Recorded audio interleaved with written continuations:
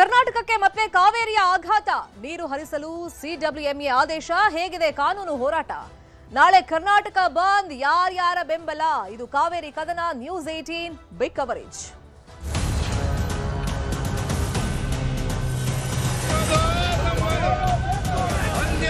ನಮ್ಮ ರೈತರನ್ನು ಕಾಪಾಡಬೇಕು, ಕೋರ್ಟ್ ಆದೇಶ ಕೂಡ ಪಾಲನೆ ಮಾಡಬೇಕು. ಬೆಳಗ್ಗೆ 6 ರಿಂದ ಸಂಜೆ 6ರವರೆಗೆ ಬಂದ್.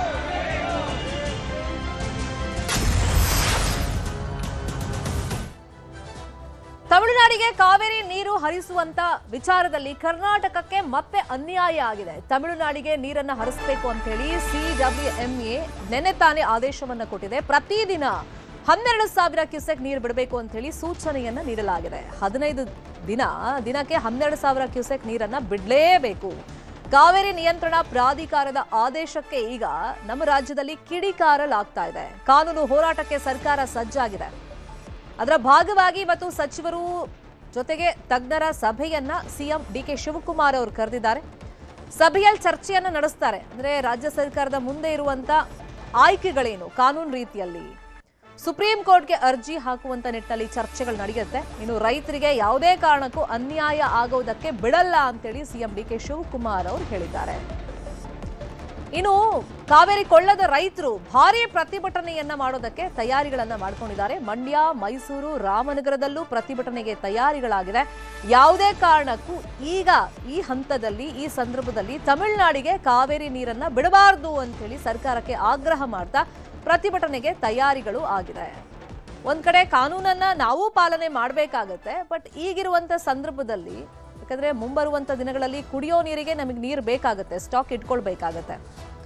ಮತ್ತೆ ಈ ಹಿಂದಿನ ಒಂದು ಸೂಚನೆ ನಾವು ನೋಡೋದಾದ್ರೆ ಆಗ್ಲೂ ಪರಿಸ್ಥಿತಿ ಹಿಂಗೆ ಇತ್ತು, ಬರದ ಛಾಯೆ ಆವರಿಸಿತ್ತು. ಆದ್ರೆ ವರುಣದೇವ ಸ್ವಲ್ಪ ಮಟ್ಟಿಗೆ ಕೃಪೆ ತೋರಿದಂತ ಹಿನ್ನೆಲೆಯಲ್ಲಿ ತೀರಾ ಸಮಸ್ಯೆಗಳು ಆಗಲಿಲ್ಲ. ಬಟ್ ಈಗ ಮತ್ತೆ 15 ದಿವಸಗಳ ಕಾಲ ಪ್ರತಿದಿನ 12,000 ಕ್ಯೂಸೆಕ್ ನೀರು ಬಿಡಬೇಕು ಅಂತ ಹೇಳಿರೋದ್ರಿಂದ ಸಮಸ್ಯೆಗಳಾಗುತ್ತೆ. ಹಾಗಾಗಿ ಈ ಹಂತದಲ್ಲಿ ಒಂದ್ ಕಡೆ ಕಾನೂನು ಹೋರಾಟಕ್ಕೆ ಸರ್ಕಾರ ಸಜ್ಜಾಗ್ತಿದ್ರೆ, ಇನ್ನೊಂದ್ ಕಡೆ ಪ್ರತಿಭಟನೆಗೂ ಕೂಡ ತಯಾರಿಗಳು ನಡೀತಾ ಇದೆ.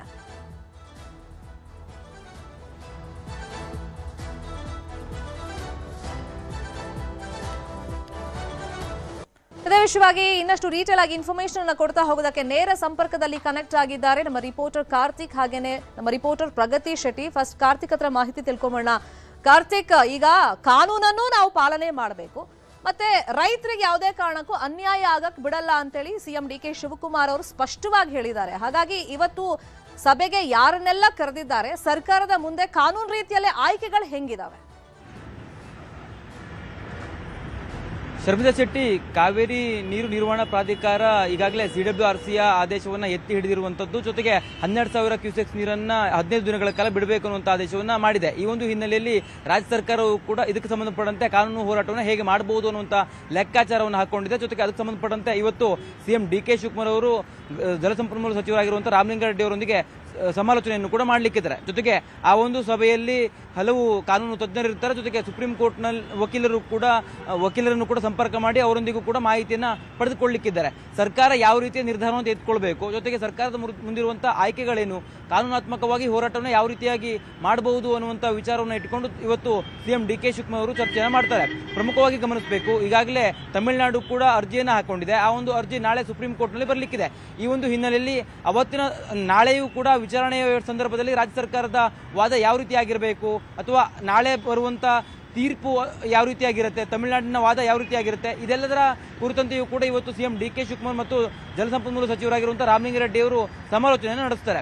ಜೊತೆಗೆ ಈಗಿರ್ತಕ್ಕಂಥ ರಾಜ್ಯದ ಡ್ಯಾಮ್ನಲ್ಲಿ ಇರುವಂತಹ ನೀರಿನ ಸಂಗ್ರಹ ಎಷ್ಟು ಪ್ರಮಾಣದಲ್ಲಿದೆ, ಡ್ಯಾಮ್ಗೆ ಹರಿದು ಬರ್ತಿರ್ತಕ್ಕಂಥ ಒಳಹರಿವಿನ ಪ್ರಮಾಣ ಎಷ್ಟಿದೆ, ಮುಂದಿನ ಹವಾಮಾನಗಳ ಮಾಹಿತಿ ಯಾವ ರೀತಿ ಇದೆ, ಹವಾಮಾನ ಇಲಾಖೆ ಕೊಟ್ಟಿರ್ತಕ್ಕಂಥ ಮಾಹಿತಿ ಯಾವ ರೀತಿ ಇದೆ, ಇದೆಲ್ಲವನ್ನು ಆಧರಿಸಿಕೊಂಡು ಇವತ್ತು ಸಿಎಂ ಡಿಕೆ ಶಿವಕುಮಾರ್ ಅವರು ಚರ್ಚೆಯನ್ನು ಮಾಡ್ತಾರೆ. ಅದಾದ ಬಳಿಕ ಕಾನೂನು ಹೋರಾಟವನ್ನು ಯಾವ ರೀತಿಯಾಗಿ ಮಾಡಬೇಕು, ಒಂದೊಮ್ಮೆ ಈ ಆದೇಶವನ್ನು ಧಿಕ್ಕರಿಸಿ ಕಾನೂನು ಹೋರಾಟವನ್ನು ಮಾಡಬೇಕಾ, ಅಥವಾ ಇವತ್ತು ಬೆಳಗ್ಗೆ 8 ಗಂಟೆಯಿಂದಲೇ ಈ ಒಂದು ನೀರನ್ನು ಬಿಡಬೇಕು ಅಂತ ಆದೇಶ ಮಾಡಿರುವಂಥ ಕಾರಣಕ್ಕಾಗಿ ನೀರನ್ನು ಹರಿಸಿದ ನಂತರದಲ್ಲಿ ಸುಪ್ರೀಂ ಕೋರ್ಟ್ನ ಮೊರೆ ಹೋಗಬೇಕಾ, ಈ ಎಲ್ಲ ಆಯಾಮಗಳಲ್ಲಿ ಇವತ್ತು ಚರ್ಚೆಯನ್ನು ಮಾಡಲಿಕ್ಕಿದ್ದಾರೆ. ಬೆಳಗ್ಗೆ 9:30ಕ್ಕೆ ಜಲಸಂಪನ್ಮೂಲ ಸಚಿವರಾಗಿರುವಂಥ ರಾಮಲಿಂಗಾರೆಡ್ಡಿ ಅವರು ಸಿಎಂ ಡಿಕೆ ಶಿವಕುಮಾರ್ ಅವರ ನಿವಾಸಕ್ಕೆ ಬರ್ತಾರೆ ಅನ್ನುವಂಥ ಮಾಹಿತಿಯೂ ಕೂಡ ಲಭ್ಯ ಆಗಿದೆ.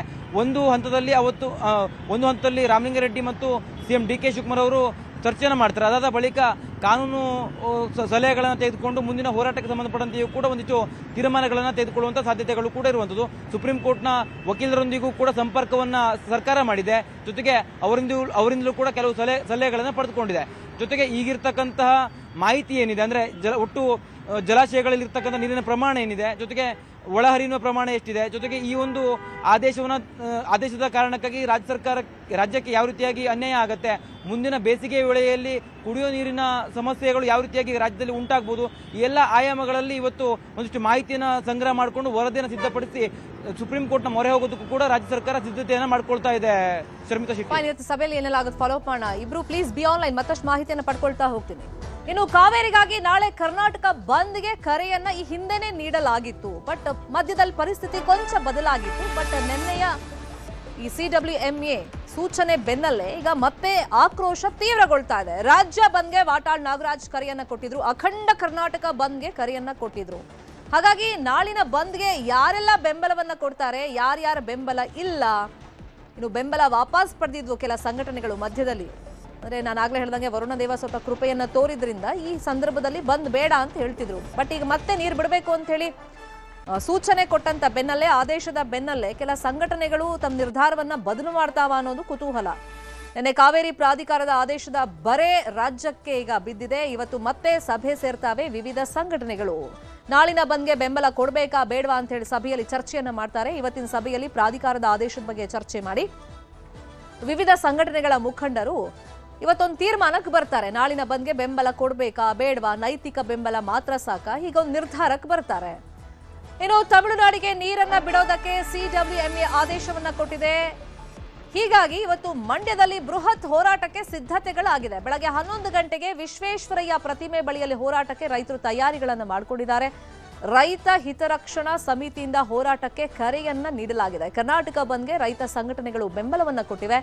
ಬಂದ್ಗೆ ಬೆಂಬಲಿಸಲು ಇತರೆ ಸಂಘಟನೆಗಳಿಂದಲೂ ಕೂಡ ಮನವಿಯನ್ನ ಮಾಡಲಾಗಿದೆ.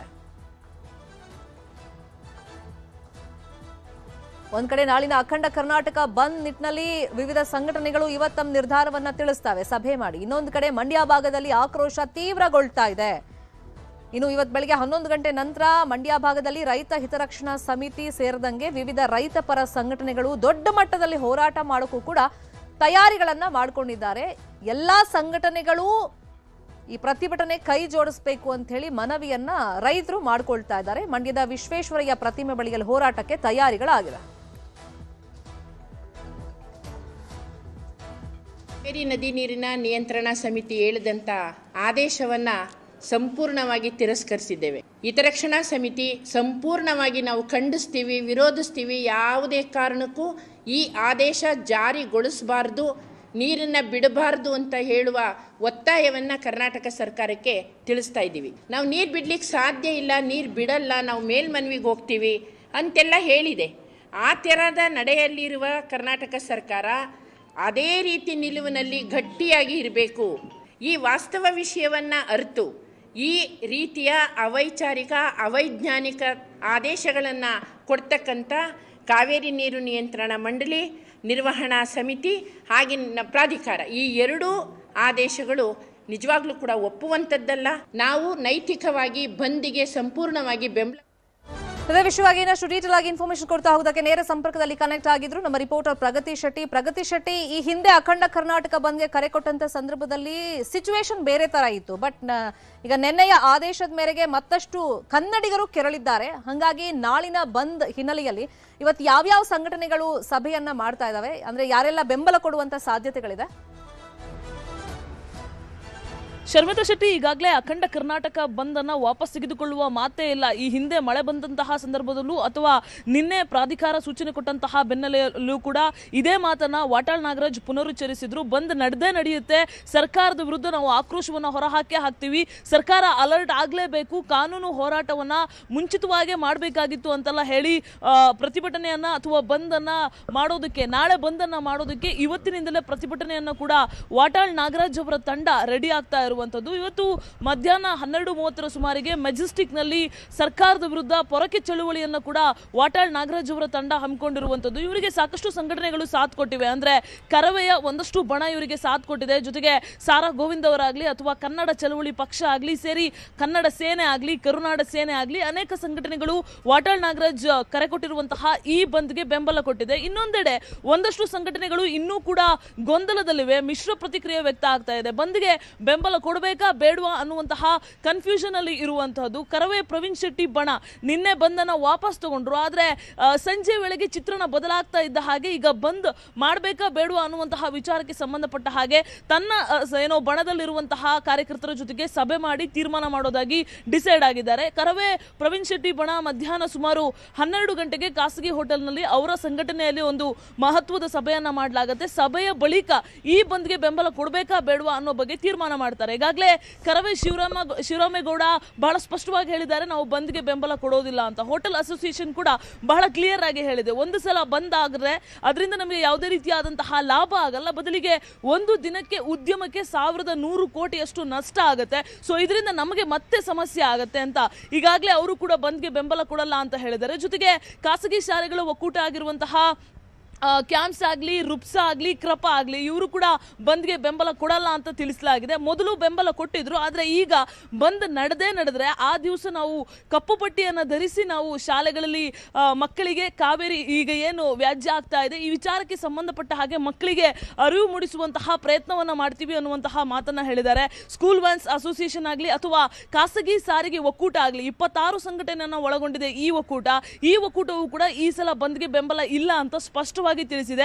ಅದರ ಜೊತೆಗೆ ಬಿಎಂಟಿಸಿ, ಕೆಎಸ್ಆರ್ಟಿಸಿ, ಮೆಟ್ರೋ ಇದು ಕೂಡ ಎಂದಿನಂತೆ ಸಂಚಾರ ಇರಲಿದೆ. ಇಲ್ಲಿ ಕೂಡ ನೌಕರರ ಸಂಘಟನೆ ಬಂದ್ಗೆ ಬೆಂಬಲ ಕೊಡಲ್ಲ ಅಂತ ಹೇಳಿದೆ. ಸರ್ಕಾರಿ ನೌಕರರ ಸಂಘ ಜೊತೆಗೆ ಜಿಬಿಎ ನೌಕರರ ಸಂಘವು ಕೂಡ ಈ ಬಂದ್ಗೆ ಬೆಂಬಲ ಕೊಡಲ್ಲ ಅಂತ ಬಹಳ ಸ್ಪಷ್ಟವಾಗಿ ಹೇಳಿದ್ದಾರೆ. ಹಾಗಾದ್ರೆ ಬಂದ್ಗೆ ಎಲ್ಲೆಲ್ಲಿ ಬೆಂಬಲ ವ್ಯಕ್ತ ಆಗ್ತಾ ಇದೆ ಅಂತ ನೀವು ಕೇಳಿದ್ರೆ ರಾಮನಗರ, ಹುಬ್ಳಿ, ಮೈಸೂರು ಈ ಭಾಗದಲ್ಲಿ, ಜೊತೆಗೆ ರೈತ ಸಂಘಟನೆಗಳು, ಒಂದಷ್ಟು ಕರವೇ ಕನ್ನಡ ಪರ ಹೋರಾಟಗಾರರು ಇವರೆಲ್ಲರೂ ಕೂಡ ಬೆಂಬಲವನ್ನು ವ್ಯಕ್ತಪಡಿಸ್ತಾ ಇರೋದು. ಬೆಂಗಳೂರಿನಲ್ಲಿ ಆಟೋ ಚಾಲಕರು ಕೂಡ ಈ ಬಂದ್ಗೆ ಬೆಂಬಲವನ್ನು ಕೊಡಲ್ಲ ಅಂತ ಬಹಳ ಸ್ಪಷ್ಟವಾಗಿ ಹೇಳಿದ್ದಾರೆ. ಇವತ್ತು ಮಧ್ಯಾಹ್ನ ಸಂಜೆಯ ವೇಳೆಗೆ ಮತ್ತಷ್ಟು ಸಂಘಟನೆಯನ್ನ ವಿಶ್ವಾಸಕ್ಕೆ ತೆಗೆದುಕೊಂಡು ಈ ಬಂದನ್ನ ನಡೆಸಲೇಬೇಕು, ತೀವ್ರವಾಗಿ ಸರ್ಕಾರಕ್ಕೆ ಬಿಸಿ ಮುಟ್ಟಿಸುವಂತಹ ಪ್ರಯತ್ನ ಮಾಡಲೇಬೇಕು ಅನ್ನುವಂತಹ ನಿಟ್ಟಿನಲ್ಲಿ ವಾಟಾಳ್ ನಾಗರಾಜ್ ಅವರು ಕೂಡ ಮಧ್ಯಾಹ್ನದ ಪೊರಕೆ ಚಳವಳಿಯ ಬಳಿಕ ಒಂದು ಮಹತ್ವದ ಸಭೆಯನ್ನ ಮಾಡಿ ಮುಂದೇನ್ ಮಾಡಬೇಕು, ಯಾವ ರೀತಿಯಾಗಿ ಇವ್ರನ್ನೆಲ್ಲ ವಿಶ್ವಾಸಕ್ಕೆ ತಗೊಳ್ಬೇಕು ಅನ್ನುವಂತಹ ನಿಟ್ಟಿನಲ್ಲಿ ಚರ್ಚೆ ಮಾಡುವಂತಹ ಸಾಧ್ಯತೆ ಇರುವಂತದ್ದು. Sharmita Shetty, fine, follow up ಮಾಡೋಣ ಇವತ್ತಿನ ಸಭೆ ಬಗ್ಗೆ. Thank you so much Pragati Shetty, ಈ ಕ್ಷಣದ ಮಾಹಿತಿಯನ್ನು ಕೊಡೋದಕ್ಕೆ. Thank you so much Karthik. Follow up ಮಾಡೋಣ ಸಿಎಂ ನೇತೃತ್ವದಲ್ಲಿ ಆಗುವಂತಹ ಮೀಟಿಂಗ್ ಬಗ್ಗೆನೂ ಕೂಡ. ಥ್ಯಾಂಕ್ ಯು ಸೋ ಮಚ್ ಇಬ್ಬರಿಗೂ.